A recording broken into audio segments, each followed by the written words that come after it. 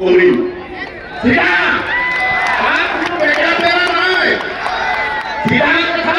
বিৰোধ কৰোঁ কিয় কৰোঁ 1996 চনতে সকলোৱে গম পাই গৈছে কিয় কৰিছোঁ এই ৰাজনীতিত চৰকাৰী পক্ষ শাসকীয় পক্ষ বা বিপক্ষই আজি যদি ষড়যন্ত্ৰ কৰিছে এই সমাৱেশৰ জৰিয়তে এখেতসকলক আমি জনাই দিব বিচাৰিছোঁ আমাৰ বিৰুদ্ধে ষড়যন্ত্ৰ নচলিব নচলিব কোনোবা কয় আমাক কোনোবা ক'ব বিচাৰে ভোটৰ সময়ত চাই লওক ভাই ৰাজনীতি 5 বছৰ এই জনজাতি সমাজ জীৱন ভৰৰ কাৰণে থাকিব আমাৰ নতুন প্ৰজন্মৰ সংবিধানে দিয়া যি সাংবিধানিক প্ৰদত্ত এই প্ৰদত্তৰ অধিকাৰ আমাৰ নতুন প্ৰজন্মৰ কাৰণে চিচিটোৱা আৰু এই জনজাতি সংগ্ৰামী এই সতীৰ্থসকলে জীয়াই ৰাখিব লাগিব এই কথাই স্পষ্ট ইয়াত কোনো লোকঠাই নাই কোনোবা ক'ব বিচাৰে ৰাজনীতিৰ চৰকাৰী পক্ষক গালি দিছে কোনোবাই ক'ব বিচাৰে বিৰোধী পক্ষক গালি দিছে নাই আমি গালি নিদিওঁ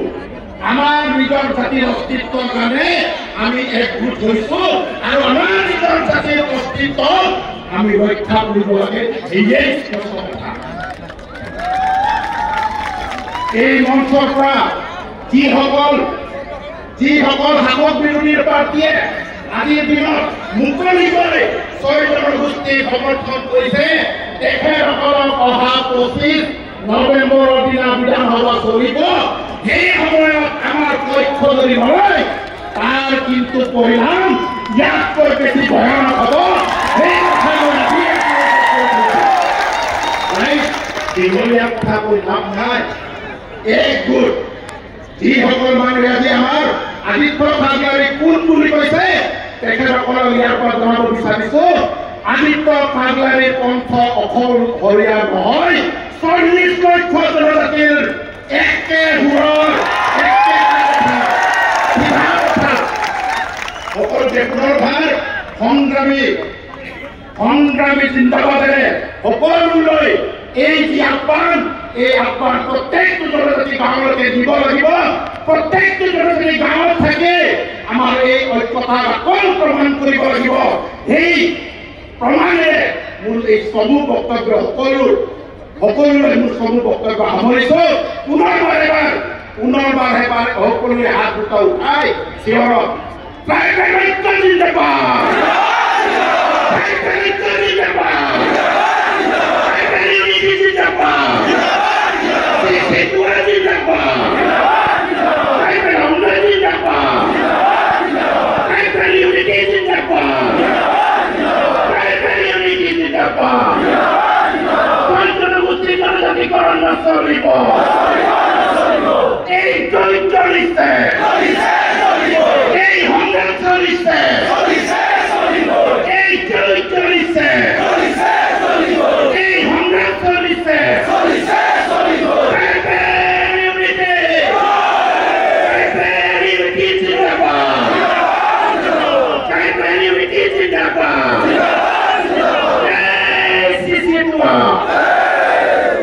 ধন্যবাদ।